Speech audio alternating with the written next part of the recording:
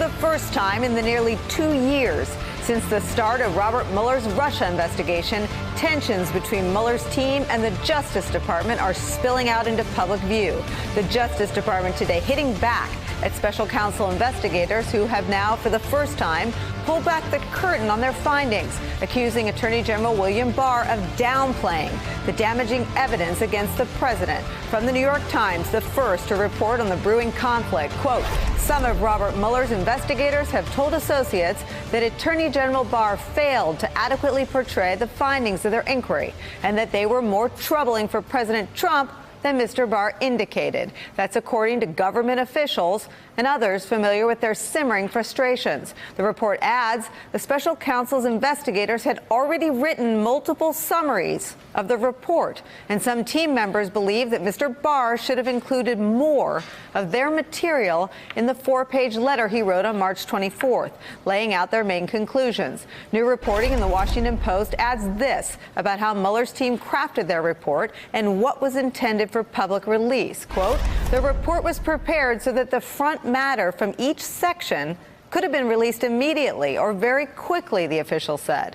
It was done in a way that minimum redactions, if any, would have been necessary, and the work would have spoken for itself.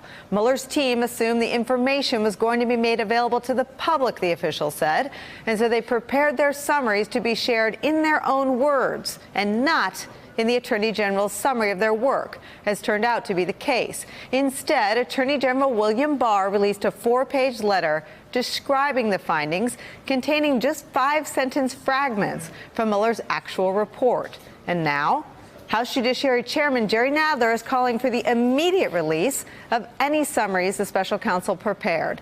This as the Justice Department pushes back on suggestions that they acted improperly by holding back specifics from Mueller's findings. Their statement reads, quote, every page of the confidential report provided to Attorney General Barr on March 22nd was marked may contain material protected under a law that protects confidential grand jury information and therefore could not be publicly released.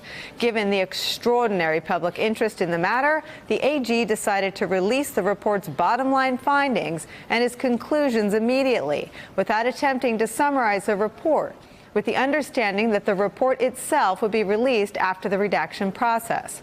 President Trump added his spin in a tweet this morning. Quote, the New York Times had no legitimate sources, which would be totally illegal, concerning the Mueller report. In fact, they probably had no sources at all. They are a fake newspaper who already have been forced to apologize for their incorrect and very bad reporting on me. Maybe you need one of their editors, sir. And that's where we start today with our favorite reporters and friends. Neil Katyal, former acting U.S. Solicitor General, and the man who helped write the special counsel regulations, which gave us Robert Mueller. On set, former Democratic Senator Claire McCaskill. Mimi Rocah is a former assistant U.S. attorney and federal prosecutor.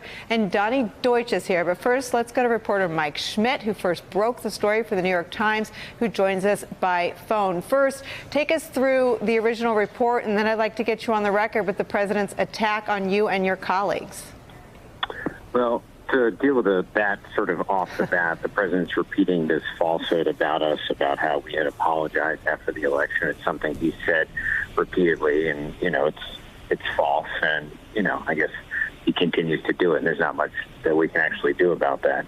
In terms of the reporting here, there is frustration within some of the Mueller team. They're disappointed that the narrative has been seized by Barr, that Barr was able to cast the die and essentially clear the president without showing the fruits of the investigation and giving a greater sense to the public or to Congress about what is really here and the conduct that they uncovered. And they feel that this has helped cement the narrative for the president. The president obviously going out and taking that narrative further than it actually is and saying that the Mueller report completely exonerates him. It seems that in your reporting on the Justice Department's worldview, they're defending themselves in a way that would suggest they are acutely aware that they've been painted into a corner as Donald Trump's lawyers, as being on Donald Trump's side and not on the special counsel's side. Was that a factor? Well, I think that for Barr was in a position where he had to make a call on whether a law had been violated. Mueller had declined to make a decision about this highly unusual move where he didn't want to say yay or nay on whether the president broke the law. And that left Barr out there sort of on his own, having to make a determination. The rationale from Barr's side being, we are the Justice Department. We determine whether folks broke the law or not. And we had to make a call here. The rub then comes in where the special counsel's office investigators are saying, well, you guys went out and cleared the president, but there's this other information that's particularly troubling. Why was that not made public at the time? Mike Schmidt, your reporting goes a long way in revealing this growing gulf between the Attorney General and some of Mueller's investigators. But it still seems that we don't have the answer to whether or not their peak is over the fact that Barr reached a conclusion that Mueller and his team refused to about whether or not to prosecute or to say the crimes or the conduct around obstruction was to be prosecuted or exonerated. They didn't reach that conclusion. Are they mad that Barr did that for them? Or are they mad that the spin contained just 5 sentence fragments and really downplayed all of the conduct that is clearly in this report? Well, I think that the frustration is that the Barr letter doesn't provide a fuller picture of what was there. What the real question that we don't know and don't completely have our hands around yet is whether Mueller's folks truly wanted Congress to deal with it. Was it their hope to simply just write a report that laid out the facts in the hopes that it would just be passed to Congress and allow Congress to deal with it? We don't know how explicitly that was said here. And as we go forward and we see the report, maybe we'll get more clues into why is it that Mueller made this highly unusual decision. Neil Katyal, I see you nodding. Jump in. Mm-hmm. Yeah, so the first thing I want to do is just stand up for Michael in the New York Times, because for 22 months they've been reporting on this, and they've been right. They haven't had to apologize, and they certainly have never reported anything like the extraordinary thing they discussed yesterday, which is that Mueller and sourcing to the Mueller team have found frustrations with Barr and feel like Barr's not being up and up. Now, I agree with most of what Michael said, but to the extent anyone thinks that, that Barr had to resolve the obstruction of justice charges that Mueller himself did not, I can't imagine that. That is, in Watergate, for example, the special prosecutor didn't resolve the obstruction charges and instead left that for Congress. So it was certainly open to Barr to do that. Now, once Barr clears the president in 48 hours of something that Mueller couldn't do in nearly 2 years, I think it raises every suspicion that we're reading about in Michael's story and now in the Washington Post story as well. So, all of this, I think, is deeply, deeply suspicious and troubling. Neil, I have to put you on the spot. Could the reg have been written in a way that forced the actual substance of the report to go to Congress at the same time that it went to Barr, to bypass an incredibly political appointee with very strong, hardened views on obstruction? Well, I suppose you could, but remember, the regulations were written not just for high-level presidential investigations. They were written for something broader than that, including, investigations of a president's, secretary or attorney general secretary and the like. And not in every instance would you want to force a public report to come out. And you also wouldn't want to necessarily have it be simultaneous. So I don't fault Barr for, reviewing the report for information, particularly sources and methods, before it's released. The problem occurs when Mueller has already done that, evidently, according to one of the stories, and provided a sanitized version that could be publicly released, and when you have an attorney general who appears to be not the lawyer of the people, which is what the attorney general is supposed to be, but the lawyer of Donald Trump. And in those circumstances, when you've got something like that, there's obviously a lot more pressure for an immediate release of the information, because otherwise Barr's letters look like an advocacy document. It looks like, hey, I just want to give the president a get out of jail free card. And Neil, it would seem that Barr is going to be sort of the proverbial dog chasing the car here, because the initial summary only included sentence fragments, and it took this extraordinary occurrence that you're talking about of word of Mueller Mueller's team, Mueller's investigators being discontented by the spin he put on it. It seems that until the whole thing is made available, he will never be able to get out of the long shadow of politics that he infused into this process. Absolutely. And I think, it's fair to say that the technical legal term for how the Mueller team appears to be feeling is pissed. I mean, there's something deeply wrong about exactly. I mean, there's something deeply wrong about, releasing a clearing document in a couple of pages and then not providing any of the other information. And, now today the Justice Department releases this statement saying, well, there's grand jury material in. Yeah, but, there's a process, and this is exactly what happened in Watergate. You can go to a court and get the permission for the grand jury material to be given to Congress. It's easy to do. Barr's had 13 days and counting to do that. He hasn't done that. But within 48 hours, he felt perfectly comfortable being, acting in a hurry to clear President Trump. So, there's a real mismatch here, and it really does feed this idea that Barr is the president's guy, not the people's guy.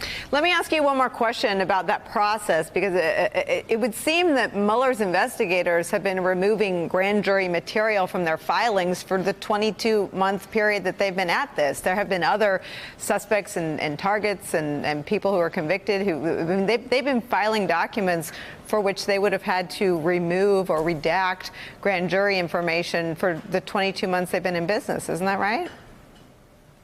Absolutely. So there's a way in which they could do that. I credit what the Justice Department today said, which is they said every page of the Mueller report says may contain 6E information. I take them at their word for that. Only they know, because we're still all in the dark. But having said that, there was an easy remedy to deal with that. They could have done it last Saturday. They still haven't done it for 13 days and counting. And that gives further rise to my suspicion that, the American public will not be able to feel this is anything but a cover-up until we see the actual report, the actual words that Mueller and his team put together. Claire, there's an interesting sort of nuance in the Times reporting that brings Jim Comey and Hillary Clinton back into the circle. It feels like everything that's old is new again.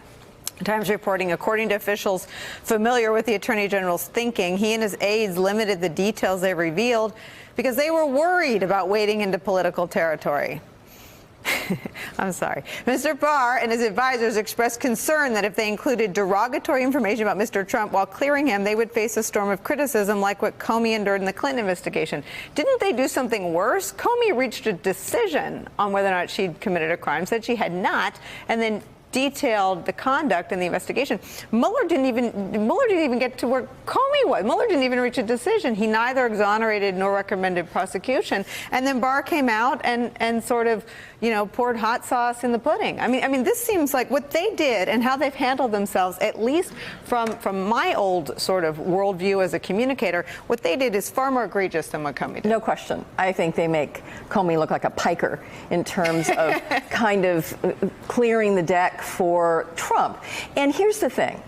I think with the investigators, having not been a federal prosecutor, but a state prosecutor, I know something about the culture of the Justice Department. And the culture is that we are rule of law folks, not political folks. And the people who did this investigation worked very hard for 22 months. And they did summaries. And every single one of the people that were involved in writing those summaries knows about 6E and grand jury testimony. They know about what can be released and what can't. The fact that they worked so hard on summaries, assuming they would be given to the public, and that Barr unilaterally said, no, I'm just going to say no harm, no foul all over. And that will be the narrative that will grip America, and it'll be very difficult for that narrative to be changed. I think it's insulting to those professionals that worked on this investigation. The volume of evidence and facts they compiled, that they felt the need to write 400 pages. That's what the American people need to see, not Barr substituting his judgment for the independent counsels or for the American people. And that's what he did. He substituted his judgment for the American people. And I think that a lot of the president's advisors are nervous now because they think he's gotten so far out on I've been cleared of everything, that when this information inevitably gets out there, it's going to make it worse for him and not better. Do we still have Mike Schmidt? Is there any sense that what I was going to ask, and maybe you can weigh in on this. Do you think there's any remorse? I mean, do you think there's regret? Do you think that maybe Barr, let's give him the benefit of the doubt, that in the moment he made his best judgment, he made his best determination, and maybe it is, as the Times reports, a reaction to the Comey handling of Clinton, although I don't think it's a very good one. Do you think by now, seeing how the president went on a 6-day exoneration tour, said every single day for 6 days, I've been fully exonerated, fully exonerated, fully exonerated. On day 8, this leaked to the Times. Well, there seems to be regret because Barr keeps putting out these letters trying to walk it back, right? I didn't mean for this to be a summary. I didn't want to release it piecemeal. And now this statement today, every page had may contain 6E stamped on it. That is just for lack of a better word. You're right. All the statements. He keeps putting out new. Trying, and I mean, that last one about 6E, okay, that's a generic stamp that goes on any document where there might be grand jury. Like, you don't want it floating around, left in the MSNBC green room. That doesn't literally mean every page has 6E. And Barr knows that. So that's really disingenuous and kind of shows how desperate he is. I'm not saying there's not 6E in there at all. But as everybody has been saying, Mueller and his team fully know how to write summaries that do not have 6E. By all accounts, it sounds like it makes sense that they would have written summaries for public consumption. This is a smart, organized, disciplined team. They weren't going to leave it to someone else to get the facts out. And it looks like what they wanted to happen didn't happen. And that's why they're frustrated. It's not just how Barr is spinning the facts. It's that he didn't really let any of the facts out, right? He substituted his legal judgment in a place where Mueller hadn't felt that it was his place to make. And you can agree or disagree with that. But the bottom line is that was Mueller's decision to make. And he then substituted his own facts, essentially, by not putting in the summaries that apparently Mueller's team had prepared. So, I mean, it's really sad for me, as the senator says, that this, I did give Bill Barr the benefit of the doubt in the beginning. During his confirmation, I really thought, he's an institutionalist. He's someone who's going to hold up the integrity and independence of the Department of Justice. And it just really looks, as Neil said, like he is playing Trump's lawyer and not the DOJ lawyer. And it's such a bad look. Donnie, I thought the politics on this were going to be very difficult for the Democrats, but they seem to have bought a break every day with Donald Trump just overreaching on the full and complete exoneration. I mean, if he just kept his mouth shut and moved on to whatever the heck he was doing, closing the border or doing health care, not doing her, he would be in a better position today. But now you've got perhaps the last sort of unimpeachable body of human beings left in Washington, the Mueller investigators speaking out. Look, these are 40 FBI agents, 19 prosecutors. The day the Barr thing came out, I knew one way or another it was going to end up in the New York Times, Washington Post. This is not a surprise.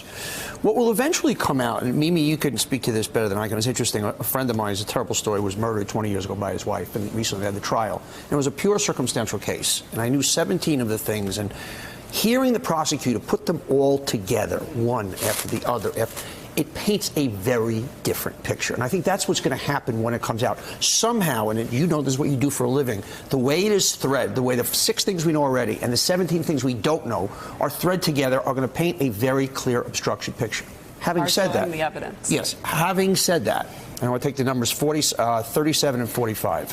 At the end of the day, and we saw polls a week after Trump was exonerated, they don't move. Okay. Nothing changes. Nothing changes. We can get in this sauce if we have to. We have to get into the soup. At the end of the day, speaking of the politics of this, even if it is as we're speculating and go, whoa, okay, kids, get it? It's not going to move us anywhere. It's not going to move one person, how they feel about Trump. In their mind, they go, well, he was fighting. He was stiff-arming. They were after him. And on the more literate side of the equation, I'll go, guys, these are 74 instances of obstruction. He's not going to get impeached. And this is going to be a political exercise that, to his credit, will allow it. This is what Barr did do. He will still be the persecuted victim. They said I was exonerated. By the way, my father was born in Germany. I've been on audit for 40 years. So his narrative is not going to change. It still allows him to be the persecuted victim to his base. So with all of this circling around, we end up in the same place that we started. Maybe I've got something different in my coffee cup. Neil, I think there's some hope that if you paint this picture that Donnie, I think, accurately describes, this sort of devastating picture of presidential misconduct, there's still an audience out there for understanding just what Don McGahn, the sitting White House counsel, had to spend 30 hours explaining. I mean, there was no witch hunt. The witnesses were all Trump hand-picked staffers, if we're talking about the obstruction case. And we don't know what we don't know. I mean, it is certainly possible that if the obstruction case was so devastating that Mueller neither recommended prosecuting a president that couldn't be indicted because he was president, nor exonerating him, there should still at least be a question about what that looks like, no? Absolutely. I don't think this is about 35% or 47% or whatever. I think this is about a very basic thing, which has the president acted with fidelity to the Constitution and laws of the United States. And politics aside, you know, I'm a professor of constitutional law, and I can't think of a more important question than trying to understand and get to the truth of, has our president committed crimes or acted in a way that's incompatible with his job as president of the United States? And I just want, for once, someone in the Trump administration to stand up for the rule of law. I mean, every time it's Barr with the cover-ups, it's Trump saying this week, let's get rid of judges. It's, you know, it smells from the top down every time. And, you know, to me, that's the big issue. And maybe it's not a good political issue for the Democrats. I don't know. I don't care about that. I care about getting to the truth and having the American people learn it. And I think, Claire, any Democrat who watched the damage that was done to Hillary Clinton, even though she wasn't charged with a crime. Never. The FBI decided that there was no criminality. However, the description of her conduct, she at least views that as one of the reasons why she lost. Well, but part of this, to Donnie's point, is timing. You know, and there has been so much with Trump. You know, it's a bed of nails. You know, any one thing might really hurt, but because there's so much, you're numb to it. And the timing of the announcement about Hillary and the resurfacing of the email controversy, it's right at that moment, as you well know, Nicole, at the very end of a presidential, there's a large group of people that get to the point they can't stand either one of them because it gets so negative. And a large group of people go, well, which is the lesser of the two evils? That was just happened at that moment where a lot of people were making up their mind, and they decided that Trump was the lesser of two evils. I think this happening this early, I agree with Neil. We need the facts out there. The rule of law matters in this country. This president demeans every institution that matters in this country, including the military, the rule of law, and all of the things, the freedom of the press, all of the things that make us America. But I do agree with him that I don't think this is going to move the needle in terms of how people view the president. Now, let's fast forward, 15 months from now. Something coming out at the end where everybody is sick of both nominees that is particularly damning to one of them could make a difference. Or a wear-out factor. This is just the beginning. Exactly. And same with the taxes. It's going to take 18 months in the Supreme Court. I do think, going back to do we swing between 37 and 45% approval rate, at some point, people just go, no, let's go the other way. And that's what happened with the Hillary thing. It wasn't this barrage, but it was one more thing 10 days before. You're right. There was a cumulative drip effect. And now, if this continues for the next 24 months, I believe the American public just gets to a point they need to turn the channel. The fatigue mark, it gives new meaning to soft bigotry of low expectations. Hey there, I'm Chris Hayes from MSNBC. Thanks for watching MSNBC on YouTube. If you want to keep up to date with the videos we're putting out, you can click subscribe just below me, or click over on this list to see lots of other great videos.